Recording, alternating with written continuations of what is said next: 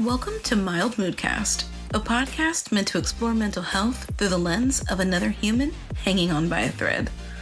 I'm Bianca, a registered mental health counselor intern, soon to be LMHC, here to chat about the topics we don't get enough of. So grab your headphones and let's dive into the crazy world of mental health. It's going to be a wild ride. What's going on, guys? Welcome back to another episode of Mild Moodcast. Today is called People Pleasing and the Fear of Being Too Much. I am currently recording on Saturday because tomorrow is Easter. And actually, I'm going to go ahead and post it today. I was undecided, but as I'm sitting here starting to record, I'm like, you know what? Might as well. Because if you're anything like me, you're going to be spending time tomorrow with your family. Or at least some part of tomorrow. Tomorrow might be hectic. I don't know. So you know what? Hell, I'll just give you guys extra time to listen to it. Anyway, I'm looking forward to today's topic. It's going to be a little bit different than I think people pleasing might have been presented to you, because I can relate to this in a way that I never thought I was one of those people who was a people pleaser, but I think it's a really good topic. Something to touch on, something different. So I'm going to go ahead and get started with my disclaimer. And just as a reminder, if you haven't listened to last week's episode, please do go listen to that or any of the other ones. But I did create a Discord server called the Mood Garden. It's a really cool place to be. I will make sure that I link it from here forward in just every episode description. So if you ever want to jump in, join, please feel free to do so. It's still nice and brand new and just been chilling. So I look forward to the community that it will be able to create in the hopefully near future. Don't want to join, don't have to join, want to join, cool, great. You got a space to be yourself. But let me get into that disclaimer. As always, while my podcast is meant to spark reflection and curiosity, it is not a replacement for therapy. If you're navigating heavy emotions or challenges, please reach out to a professional. Therapy is a safe space to process and grow. So, this one's kind of funny, because if you'd asked me even 6 months ago if I was a people pleaser, I would have looked you dead in the face and said, absolutely not. As I said, I've never thought of myself that way. I don't feel like I bend over backwards for people. I've always had strong opinions. I've always felt like I show up as myself. So to me, people pleasing felt like something other people did. But recently I've caught myself in these little moments. Moments that, if I'm being honest, kind of called me out a bit. Where I realized, oh, that's people pleasing. Maybe not the obvious kind, but it still counts. And the more I paid attention, the more I started seeing all these tiny ways that I would minimize my needs, avoid conflict, or just how I show up, just to keep things smooth. This episode is about those moments, the subtle ones, the ones you almost miss because they don't scream self-abandonment, but they're still rooted in the fear of being too much or too needy or not enough. So I'm calling part 1, I didn't see it until I did. You know, it's really easy to say I'm not a people pleaser when you're not out here doing everything for everyone. But people pleasing isn't always dramatic. Sometimes it's internal. For me, it's shown up like hesitating to speak my mind. Not because I'm afraid of confrontation. We all know I'm not afraid of confrontation. But because I don't want to be perceived as difficult. Or checking in with someone's comfort level before I even acknowledge my own. And even when I do acknowledge mine, sometimes I still silence it because I don't want to seem like I'm asking for too much. And that's the thing. I didn't shrink in every space. I wasn't walking around invisible. I definitely wasn't walking around invisible. But I was absolutely dimming parts of me when I felt like my full self might take up too much space. And it's amazing because I really did have to peel back some layers to see this. Because again, I was like, no, there's no way on earth I'm not a people pleaser. I don't ever put people before myself, but I do actually quite a bit. And I think in some ways it was disguised as empathy, so I was not awake to that. And that's okay. I learn more and more about me every day. The point is to look at it with a lens of curiosity instead of a lens of judgment, which I talk about all the time. But like also heavy on checking in with someone else's comfort level. I'm the first one to be like, are you okay? Do you feel okay? Is there anything that you need in this moment? And I don't even consider whether or not I'm uncomfortable. And actually having to unlearn quite a bit of that has been a bit of a journey. It's been a bit of a journey for me, but I'm getting there. It's not that you can't ask people if they're okay. It's just like not at the expense of yourself, right? Like overdoing it. Am I missing out on what I've got going on? Obviously, be empathetic, care about people, ask the questions, but also understand where your question is coming from. Is it coming from a place of fear?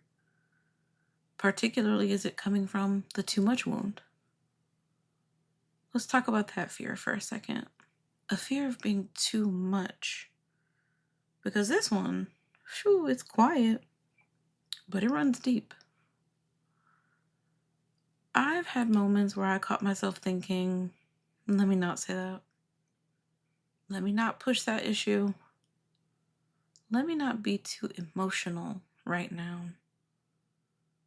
Not because I was doing anything wrong, but because there's this conditioning, this belief that we are easier to love when we're easier to handle. And that's wild because you don't even realize you're doing it. You're just trying to keep the peace, trying to stay connected, not come off as too intense, too sensitive, or too anything. And then suddenly you're 2 steps away from yourself. I learned that a very long time ago. Someone told me that I was too much, that I was too emotional, and it caused me to dim my own light. It is interesting because I think that a percentage of me needed that too, but it wasn't ever that I was too much. I was a teenager. I was growing, I was learning, your emotions are all over the place. And I don't know if I ever said this here, but I remember seeing something that was like, if you could hear or if you could tell your childhood self or teen self anything, what would it be? And mine was that emotions are a natural part of life. You are not too emotional. You are learning how to handle everything that's coming your way. You're hormonal. And everybody goes through that to some extent. Because that being told that you're too much, that's when we start to overcompensate. We don't know what is too much versus what is too little. So a lot of us tend to just completely wipe away who we are as a result. What I've had to come to terms with is if someone only feels safe or comfortable when I'm dialed down, they're not really with me. They're with the version of me I've created for them. And that's not a relationship. That's a performance. So let's talk about validation for a second, right? Because validation isn't the enemy. but it can't be the source. What are some things that tie into external validation? And again, just reiterating that I don't think that validation is bad. I think that we are wired to want to feel seen and understood. That's totally human. But the issue is when your peace or happiness depends on someone else co-signing how you feel, how you show up, or what you want. And I've had to check myself on that. That's one of the most recent things that I've been working on. There were moments where I made a choice even though I knew it was right for me. I still found myself scanning for someone else's reaction. I needed them to sign my check. Did they approve? Were they proud of me? Did I say it in a way that made them still feel good? And again, it wasn't this huge dramatic thing, but it was still me looking for someone else to reflect back to me that I was okay. And it's funny because I do that with my intuition. I will know something is right or know I need to make a decision and still try to get confirmation after confirmation after confirmation in order to believe it. When all along I knew it was right, or I knew that it was coming, but I struggled and still struggle, but have less struggles at this point to believe it the first time. The truth is, self-respect isn't always comfortable. Shit, a lot of this is uncomfortable. Damn near everything I talk about, changing, doing, adjusting, is uncomfortable at first. Sometimes it looks like doing what you need to do and not explaining yourself to make someone else feel better about it. And damn it if that's not the hardest thing when you spent your life being mindful of everyone else's emotions before your own. And that's kind of where, we have to take a look at self-betrayal, right? Before I understood this, I thought self-betrayal had to look big, like staying in toxic friendships or never speaking up for yourself. But I've realized it's usually much more subtle. It looks like saying you're fine when you're not. Laughing something off when it actually hurt. Letting a moment pass that you knew needed a conversation. Feeling resentment build and telling yourself, that's not worth bringing up. I didn't think I was betraying myself. I thought I was being mature. I thought I was being the bigger person. I thought I was keeping peace. But peace isn't real if it costs you your voice. And I'm learning that healing looks like pausing in those moments and asking myself, is this really me being chill? Or is this me swallowing my truth because I don't want to deal with the discomfort that might follow? That pause, it's been life-changing. Here are a few reflection questions.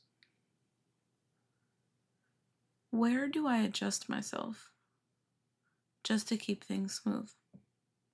Because you really want to scan your actions, your thoughts, and these are good places to start. When was the last time I felt the need to apologize for my emotions? Whose comfort do I prioritize over my own truth? And if I wasn't afraid of being too much, what would I say or do differently? All really great things to consider to start the conversation with yourself. So now let's talk about what it really means to choose yourself, right? So I think sometimes we make that sound like this bold, empowered moment. Like it's this big speech where you're like, enough is enough. And sure, sometimes it is that. 100% it is that. But more often, it's quiet, it's awkward, it's hard. Choosing yourself looks like sitting in the discomfort of disappointing someone and not rushing to fix it. It looks like telling the truth, even when your voice is shaky. It looks like not over explaining just to get someone to validate your decision. And sometimes it looks like having your own back after you made a choice, even if other people didn't like it. And man, if I am not the queen of over explaining, my entire life, I have felt so misunderstood. And I mean, like, from people I'm connected to a store clerk. I say something and it's like I'm speaking another language. And sometimes I have to look at the people that I'm there with and I ask, am I being unclear? Or was I direct? And they look at me and they go, I understood exactly what you were saying. It was very clear. They're just confused. So I over explain in a lot of what I did for a very long time. And I think, I still have some of that for sure. But I have toned it down significantly. And I've just stood in my words and stood in my decision rather than having to over explain to paint a picture for another person. Yeah, I'm still gonna do it, but I'm working on it. I think the hardest part about choosing yourself, especially if you're new to it, is that there isn't always an immediate reward. And I think that is actually what deters people because you don't always feel empowered right after. You might actually feel guilt. A lot of times you do feel guilt, fear, or even grief. And I say that because I've felt all of those. But just because it's uncomfortable, and hear me when I say this, doesn't mean it's wrong.